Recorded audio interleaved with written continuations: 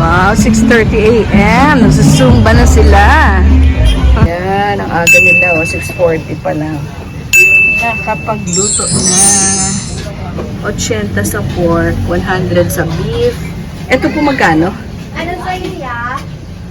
Yan yun. 50 pesos. Okay, isang ganito, 50. 50 yung gulay. Ayan o.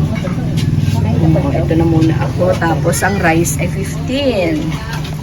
Ayan, may nagwawalis ng bakuran at may nag-aayos ng sasakyan. Naglilinis. Nag-walking. At meron din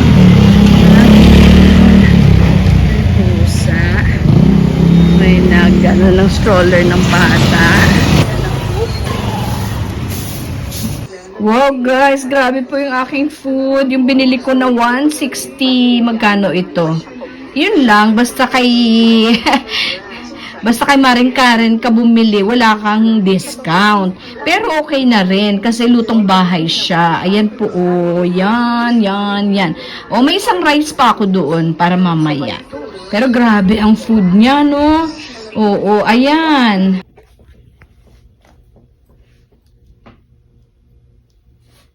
Bawas and sinigang. Let's go. Bisugo at saka dalagang bukid. Ayan. 460. Ito, 340 ang kilo ng bisugo at dalagang bukid.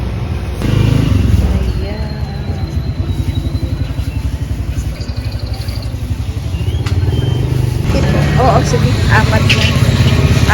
120. 90 tatlo. Pawala na daw yung mais. Mainit. 6:06 ng umaga. Diba? Busy na. Zumba. Zumba. Umalis ako ng 5:53. Diba? Pauwi na ako ngayon ng 6:06. Paalis na. Paalis na sila Lufthansa Technique papunta sa work nila. Yung shuttle bus ng mga empleyado ng Lufthansa. Hindi naman yung Lufthansa actually. Oo, sa airport yun. Yay! Have a beautiful morning. Oh, 150 sa bisugo. Yung bisugo, itong pink na pink, oh. Tapos, itong dalagang bukid, 80 pesos. 40 each. Ito naman, mas mahal talaga yung bisugo. Biruin mo, pag 150, that means, hindi mo pa naluluto, 75 each na. Ayun, at least yung dalagang bukid, 40 pesos each. O, diba? 150 to eh. 150. O, kaya, ayun. Dahil ang kilo ngayon ng bisugo ay 460. Ang kilo naman ng dalagang bukid ay 380. 80 pesos po itong bili ko. Di ko na alam kung gaano sa kilo. No, basta, ayun ang presyo. Ayan. O, hinugasan. Ayan po, inas na. Nilagyan ng black pepper at ipeperito na lang. Ayan, pinirito. Inulang muna yung bisugo. Dalawang bisugo. Yung isa pala medyo maliit, no? 75 each, 150. Oo, according to yung kinilo niya doon, no? Kaya pinakaliskisan, pinatanggalan ng hasang para malinis na siya. Pagdating sa bahay, luto agad. Ayan. So, one side done. Other side na lang. 30 pesos na puto. 30 pesos puto. Walang cheese. 20 pesos na panlisal. 5 peso each. Grabe, no? Ayan, ang mais. 30 pesos each na. Kasi ang apat, 120. Grabe na, no? Sige lang. Kailangan natin kumain. Ayan, pagkaluto ng prito mo, 100 pesos na pala yan kung bilhin mo, diba?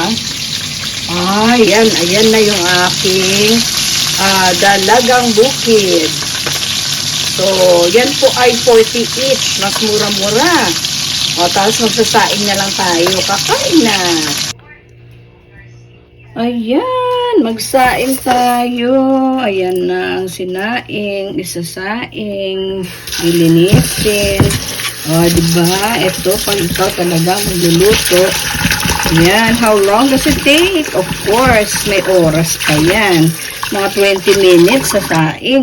Pag prito ko kanina, mga siguro 30 minutes talaga naman. Oo, more than. Tamang-tama lang sa premiere. O eto, pagkatapos pa ng premiere ako nagsaing. Ayan.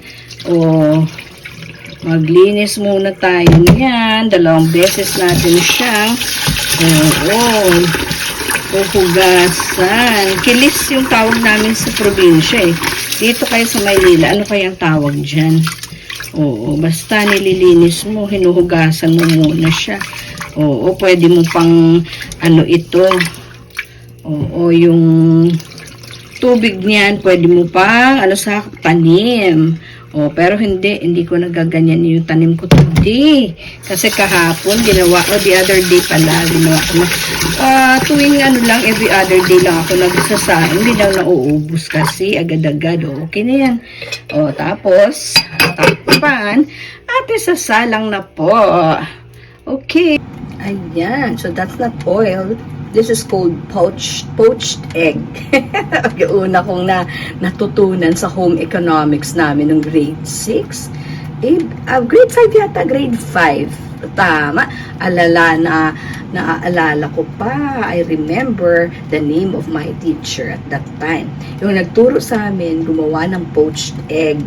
Oo, sabi pa nga niya, pag ikaw, kailangan mo nang pakainin yung anak mo, so kailangan mo nang pakainin ng egg, wala kang oil, itong gawin mo. O, di ba?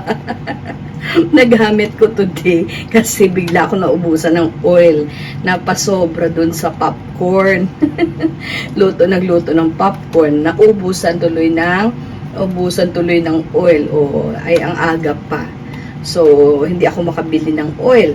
So, what I did is make poached egg for breakfast. O, diba? Walang oil yan. Water lang yan. Boiling water. O, basta wag mo lang galawin yung egg para mabuo siya. Ganyan. O, poached egg. Yay! Oh, ang ganda pa ng poached egg kumpara mo sa fried eggs, 'di ba? Oh, may bacon and eggs din naman ako for breakfast ng anak ko.